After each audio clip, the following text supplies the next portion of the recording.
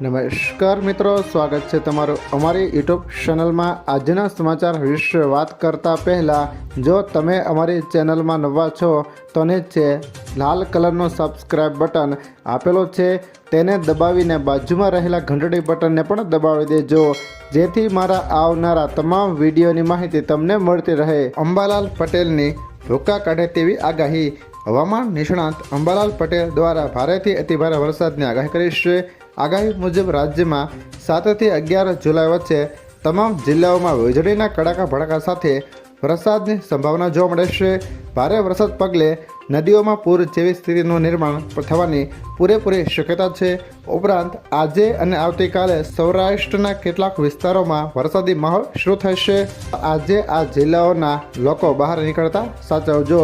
આજે 29 જૂન અને આવતીકાલે 30 જૂન અમરેલી, ગીર સોમનાથ, દીવ, ભાવનગર, વડોદરા, ભરૂચ, છોટા ઉદેપુર, નર્મદા, સુરત, તાપી, નવસારી, ડાંગ, વલસાડ, દમણ અને દાદરાનગર હવેલીમાં હળવેથી મધ્યમ વરસાદ પડી શકે છે। 1 જુલાઈએ જૂનાગઢ, અમરેલી, ગીર સોમનાથ, દીવ, ભાવનગર, મહીસાગર, પંચમહાલ, દાહોદ, છોટા ઉદેપુર, નર્મદા, સુરત, તાપી, નવસારી, ડાંગ, વલસાડમાં વરસાદની સંભાવના છે।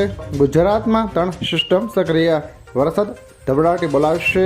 ગુજરાતમાં કાળઝાળ ગરમી અને ઉકળાટ વચ્ચે હવામાન વિભાગે મોટી આગાહી આપી છે।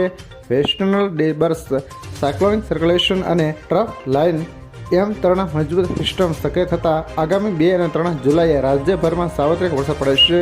જોકે વરસાદ વચ્ચે પણ વાતાવરણમાં ભેજ વધુ રહેવાને કારણે ગરમી અને અસહ્ય ઉકળાટનો અનુભવ થાય છે।